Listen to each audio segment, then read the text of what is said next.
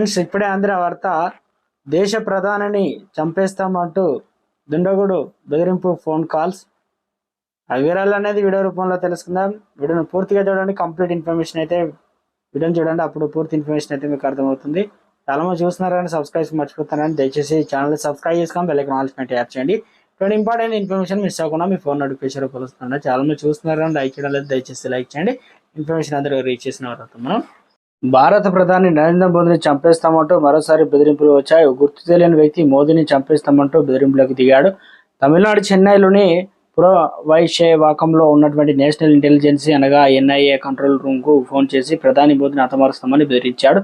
ఈ నేపథ్యంలో ఎన్ఐఏ అధికారులు అప్రమత్తమయ్యారు. ఫోన్ కాల్ వచ్చిన వెంటనే అప్రమత్తమైనటువంటి ఎన్ఐఏ అధికారులు వెంటనే చెన్నై పోలీసులకు సమాచారం అందించారు. గుర్తు తెలియని వ్యక్తి ఫోన్ చేసి నంబర్ను పోలీసులకు అయితే ఇచ్చారు. ఈ ఘటనపై చెన్నై సైబర్ క్రైమ్ పోలీసులు దర్యాప్తు చేస్తున్నారు. ఫోన్ కాల్ ఎక్కడి నుంచి వచ్చిందనే విషయం ఆరా తీస్తున్నారు. ఇలా మోదీకి హత్య బెదిరింపు రావడం ఇది మొదటిసారేం కాదు, కానీ సార్వత్రిక ఎన్నికల ఫలితాల నేపథ్యంలో బెదిరింపు రావడంతో అధికారులు అప్రమత్తమయ్యారు. వీరంత త్వరగా ఈ కాల్స్ చేసిన వ్యక్తిని ట్రేస్ చేసేందుకు తీవ్రంగా కృషి చేస్తున్నారు.